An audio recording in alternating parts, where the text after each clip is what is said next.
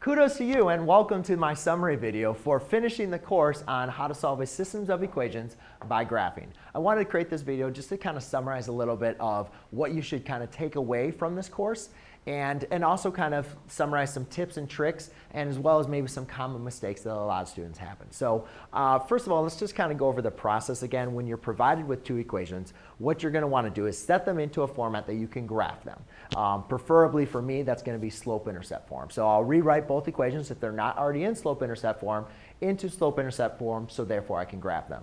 I will graph each equation separately but on the same Cartesian axis, coordinate system, or coordinate axes. And then what I'll be able to do is identify the exact point where the two equations intersect.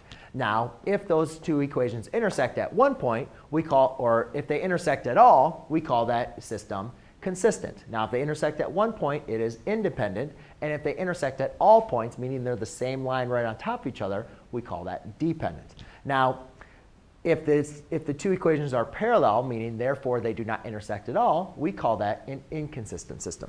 So let's go over some of the common mistakes and what I like to call my tips and tricks kind of thing. So the main thing that I would kind of say with common mistakes that I see with students is their problems with graphing.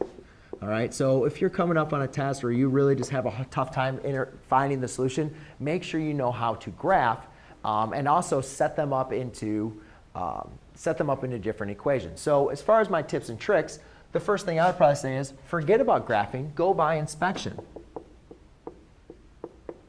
If by inspection you can identify that the two equations have the exact same slope, then therefore they're going to be parallel lines and be an inconsistent solution.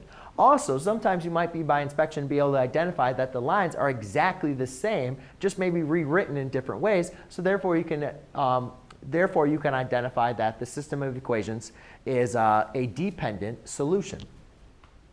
The next thing is to help you with the graphing is to apply the slope-intercept form. I think that's so helpful, and I know it's a little bit difficult on some problems for students to be able to rewrite it from a standard form into slope-intercept form. But if you can really work algebraically to always put it in slope-intercept form, that's going to help you a lot to be able to identify where exactly the solution is. And the next thing I'd really be able to say is know how to label. A lot of students get them always mixed up. How do I know if it's consistent or inconsistent, dependent or independent? And the easiest way that I like to identify this is, well, you have everything where something is consistent or inconsistent, right? And if you have a solution that is parallel, meaning there's no solution, that's always inconsistent.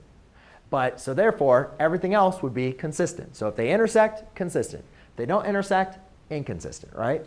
But then we just kind of look at, all right, so if they do intersect, where is it they intersect? And if they intersect only at one point, they are independent. And if they're right on top of each other, you can think of like they're hugging each other. They're dependent on each other.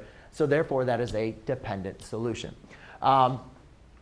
So as far as your tips and tricks, ladies and gentlemen, it's really just about graphing. I mean, there's a lot of tips and tricks for how to graph and so forth. But the main important thing I would probably say is always try to go by inspection. That can save you a lot of time.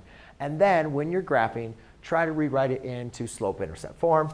Some common mistakes is obviously going to happen with the graphing portion. So make sure you're very strong with that, as well as being able to label the type of systems and solutions. So there you go, ladies and gentlemen. Congratulations again on the course. And this was just a quick little summary to summarize solving a system of equations by graphing. Thanks.